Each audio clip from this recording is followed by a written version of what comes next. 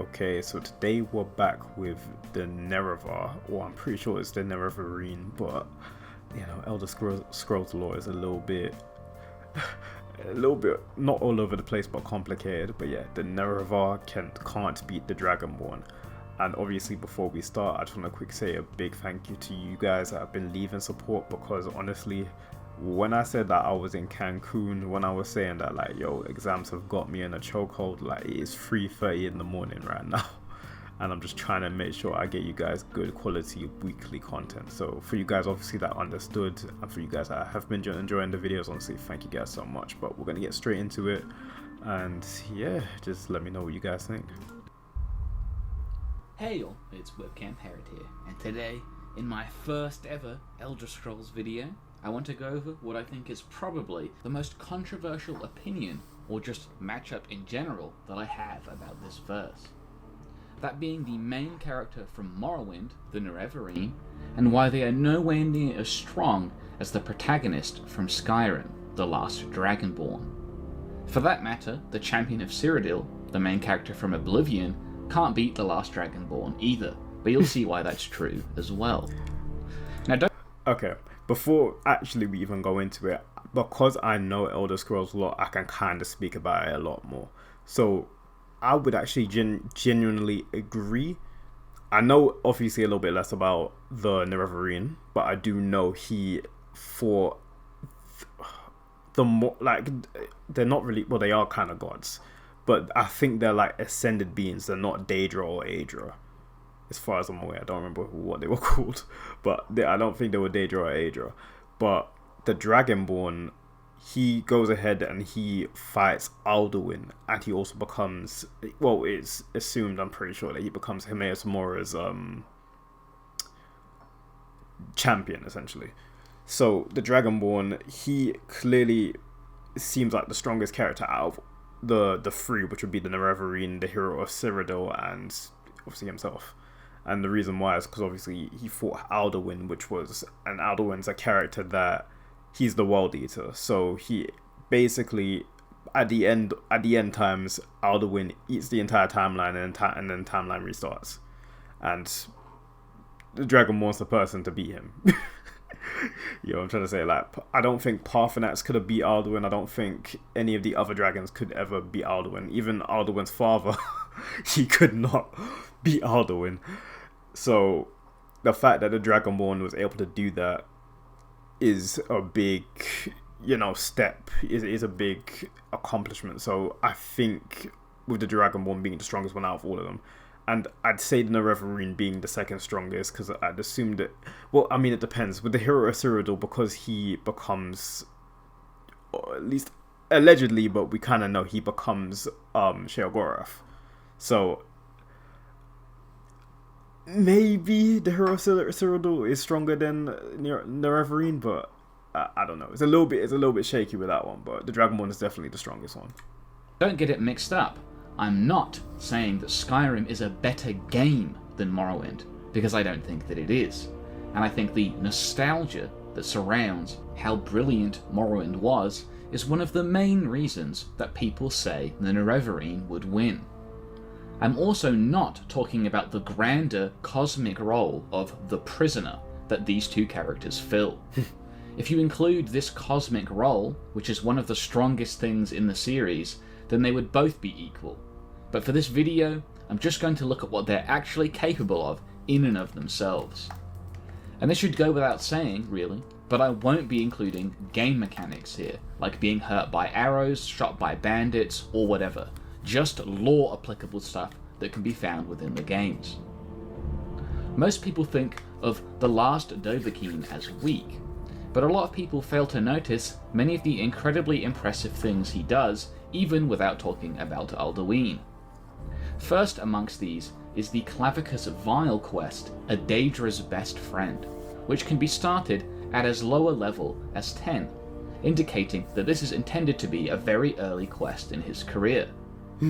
In this quest, Clavicus Vial, who is at half power, very blatantly claims that the Dragonborn is almost as powerful as he is, even this early into the game. In this same quest, Vile says that he could easily snap his fingers and everyone in Skyrim would die. This is despite Akatosh's protection via the Dragonfire ritual that was made permanent at the end of Oblivion, making him a particularly strong Daedric prince. In fact, the Amulet of Kings, which at one point powered the... Okay, again, I do want to say about Clavicus Vow one thing, which is actually interesting, but if you go to Clavicus Vow when you haven't found out that you're a Dragonborn, I'm pretty sure when you ask for power, he, I think, rejects it, and he legitimately says, like, you're Dragonborn, like, you don't need power. Like, again, Elder Scrolls lore is very complicated, so I might be wrong on that, but it's something on the lines of, if you ask him for power, he legitimately just says you don't need it. I'm pretty sure that's how it goes. This same effect was enough for the Elder Scrolls Online protagonist, the Vestige, to defeat Molag Bal, himself an extremely powerful Daedric prince. By contrast, the Nerevarine struggled against just an avatar of Hircine, and that Hircine, one of the minor Daedric princes, thought that fighting them in their true form would be less than sporting, and basically not a fight at all. On top of this, in the Dawnguard questline, the Bow of Auriel, combined with a specific arrow covered in vampire blood, would be sufficient to, by itself, temporarily put out the sun, but with the right prior requirements, would be powerful enough to put out the sun permanently. Now, for those of you who don't know, the sun is a hole in Aetherius, also known as Magnus, an incredibly powerful Et'Ada and one of the original spirits. Some of these original spirits would eventually become the Daedra and the Aedra. However, it's noted that only the strongest of these original spirits were able to leave Mundus, making holes in Oblivion as they did. The holes made by the Magna Gae are the stars, and the huge hole, which is the sun, was made by Magnus. So not only are each of the individual Magna Gae stronger than any of the Daedric princes, excluding maybe Meridia, who used to be a Magna Gae, but Magnus is also considerably stronger than all of the Magna Gae together, at least if we're going to compare how big the hole for the sun is versus how big the hole for the stars are. And this makes sense, considering Magnus is the god of magic, and all magic comes from him. So, bearing this in mind, what Auriel's bow is effectively doing is covering up this huge hole, which already is incredibly impressive. But it actually gets more impressive when you realise that Auriel's bow works even in Sovngarde, an afterlife that is literally inside of Aetherius, which is Magnus's body. So it actually directly affects Magnus himself. It's just that strong in Skyrim, and you have to use it as part of the boss fight against Harkon with this power-up. Despite Harkon being this strong, literally in the lore, you are still able to hurt him and can resist his attacks. Also worth noting is that Magnus was so powerful that just being inside of Mundus was so extreme that time and causality, that's Akatosh, couldn't function properly, and he had to leave so that they could punish Lorkhan for his crimes, which was otherwise impossible without cause and effect. And this is all before we even talk about Alduin and people that scale to him. So what about Alduin? Well, people seem to underestimate just how vastly powerful the first dragon is. For one, he fought and defeated Shor, the Nordic name for Lorkhan, at the beginning of time. Not only this, but the three fighters that fought and lost to Alduin the first time in the Merethic era, Fildir the Old, Harkon One-Eye, and Gormlaith Goldenhilt, were all considered to be the greatest Nordic heroes ever by Paarthurnax, which includes gods like Shor and Sun, who would later become Nordic heroes that could also be found in Sovngarde at the time, and which also includes Ymir, or Wulfarth, Ysgramor, and Talos fucking Stormcrown, and, notably, Barfok Maid of Plains, who is considered unbeatable by the Tribunal and Nerevar, and had to be seduced by Vivek, and Barg the Two-Tongued, who only Vivek out of the Tribunal was able to fight at all, with the rest hiding from him invisible. Like, these three dudes are hard as nails, and are individually some of the strongest characters we ever see in any of the games. And even when they were all working together, they still couldn't beat Alduin. I mean, if we believe these statements, just one of these guys, one of these three guys, is so much stronger than the Tribunal that even all of them together wouldn't have been able to fight him. Each of these three dudes could take on a Daedric prince and win. You remember Shor, who I mentioned earlier? The Nordic name for Lorkhan. Yeah, his heart, just his heart, is what gives Dagoth all of his powers. You know, the invincible dude that you can't even hurt at all in Morrowind? Interesting. And actually, in the past against the Nerevar, a weakened ghost of Shor, attempting to get his heart back, literally casually one-shot the Nerevar with no effort whatsoever. But then a stronger version of this same character, who's not a ghost and still has his heart, loses to a weaker Alduin than the one that the Dragonborn fights. In the 7 Fights of the Aldudaga, a Nordic tale that details some of Alduin's exploits, we see that not only is the King of Leapers, a minor being, literally turned into Mehrunes Dagon directly by Alduin, but also that even after becoming stronger, thanks to existing through several cycles as, you know, the Daedric Prince of Destruction, was still defeated by Alduin several times, and it was stated that there was no possible future where Mehrunes Dagon ever stood a chance against the first dragon. It's also directly stated that he is the only prince who would ever dare even disturb the World Eater's sleep. In the same story, Alduin has a clash with Akatusk, the Nordic name for Akatosh, his father, who tells him that he will eat nothing here, basically saying, "I'm your dad, do what I say." However, Alduin just responds that he doesn't give a hoot what Akatosh thinks at all, and now that he has been roused, he has no power over him, and no ability to stop him from eating anything. So he clearly isn't taking any shit from Akatosh either. Said he's too old, bro. You see, Alduin is the end of the Kalpa, the end of time. He turns up to eat not only Akatosh, who is time, but the rest of the Orbis, including its first layer, Aetherius, and all of Oblivion. It's directly stated that Alduin feeds off Aetherius and will eventually devour it and all of the souls within, making him vastly stronger than Magnus, who as previously stated is the strongest of the Et Arda, the original spirits. Initially, this meant that at the start of every Kalpa, no one remembered anything, but in the Redguard mythos, Magnus, known as Tall Papa or Ruptga, the head of the Redguard pantheon here, was able to teach them the Walkabout, something that would allow the Et Arda to retain their memories even after Alduin, the first serpent, devoured them in the previous timeline. Akatosh, Lorkhan, Trinimac, Magnus, all the Daedric princes, all the Aedra, and all of their realms have been eaten countless times by Alduin, and the last Dovahkiin was still able to fight and whip his ass in the end. And for those of you that are skeptical, it really does work this way, no matter how you spin it, because the Et Arda all have to return to their state in the Mythic era whenever Alduin turns up and devours the timeline, restarting everything. Mundus has to be recreated, Oblivion has to be recreated, they all go straight back to their beginnings. To add to this, Miraak was of course far stronger than Alduin himself, and considered himself capable of defeating him easily, only to lose to the last Dragonborn anyway. Additionally, Hermamora had to come to the Dragonborn for help because he was unable.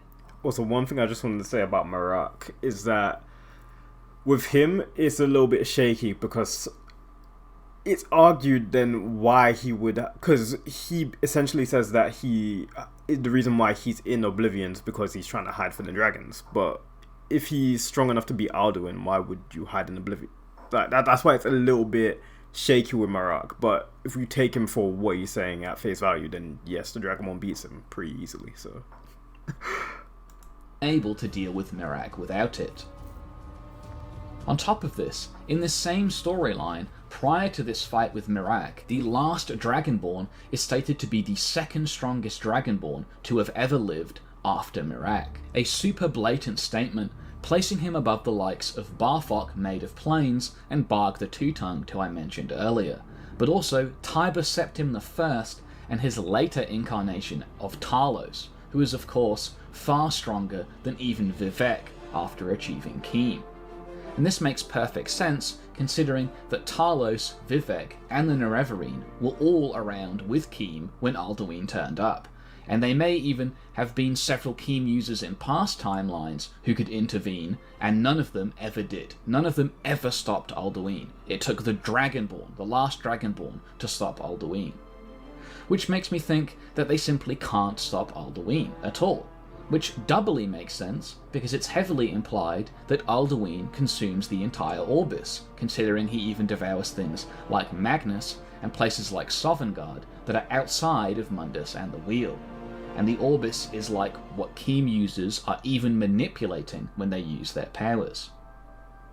Also, I've seen some really bad arguments trying to suggest that the Dovahkiin never fought and defeated the real Alduin, just some avatar or something, I don't know, they just make it up, it's not based on anything, so I can't tell you where they get it from. But for the record, the official Skyrim guidebook specifically says that the real Alduin was killed by you and that he can't return, if this wasn't obvious anyway. And just as that final little icing on the cake, the most blatant evidence that the Nerevarine can't win this fight, there is a tool called the Keening in Morrowind that is used to manipulate the heart of Lorkhan. Now, the Nerevarine, if they touch the heart of Lorkhan, would immediately die. And so they need a tool to manipulate the heart of Lorkhan, and that's the Keening. But if they touch the Keening in the game, they immediately die. And so they need this gauntlet called Wraithguard in order to hold the Keening safely so that they can interact with the heart of Lorkhan. Now, I've already talked about why the Last Dragonborn is a lot stronger than Shor already, and stronger than the heart of Lorkhan in general, but in Skyrim, you literally find Keening. It's right there, and you can just go up to it and collect the exact same item that literally kills the Nerevarine, and it just makes you feel a little sick. Like, it doesn't do anything to you. Even the quest givers, who can obviously recognize a legitimate Keening since they need it, are completely baffled as to how you were able to bring it to them without dying immediately. And, by the way, even Dagoth and Vivek needed Wraithguard to touch the Keening without dying, and they're both considered stronger than the Nerevarine for most of his lifespan, especially Dagoth which is about as clear as it gets without these two characters actually fighting each other. Anyway, that's it for the video. I am going to cover some Elder Scrolls stuff in the future if people... Yeah, that was a great video, honestly. Go check out... Let me just check... Webcam Parrot. Go check him out. But what I say... I think it's quite obvious that the Dragonborn is stronger than the Nerevarine. I guess I'll do a little bit of a versus battle against Sheogorath. Obviously, from what we've heard from Alduin, not from Alduin, but from what we know about Alduin and from what we know about the rest of the heroes in Sovngarde, you know, I think it's quite obvious that the Last Dragonborn is stronger than a lot of the Daedric princes, and he's obviously stronger than Alduin, which, by that logic, the Dovahkiin is probably one of the strongest entities or people within Elder Scroll.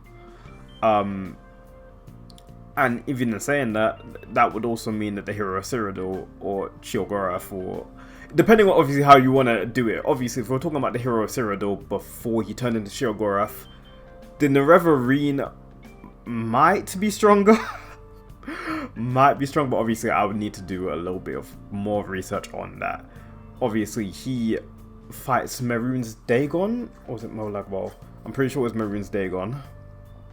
I mean, would I do some research now? It's 4 o'clock. I won't do some research. I'm pretty sure it was Mehrunes Dagon. And obviously, he doesn't even. I'm not even sure. I don't think he's the one who wins, because obviously it's the. Man, it's too late for this. It's too late for this. Let me put it like this. Let me put it like this. The Nerevarine and the Hero Cyrodiil are more on par with each other than they are with the Last Dragonborn. The Last Dragonborn is clearly stronger because he is stronger than Alduin, and Alduin is the World Eater, which implies he is stronger than a lot of, if not, well, most of, if not everybody on Mundus. So I hope I've got all of that lore correct, and I hope I haven't said anything that was wrong. Again, it is 4 a.m. You have to bear with me.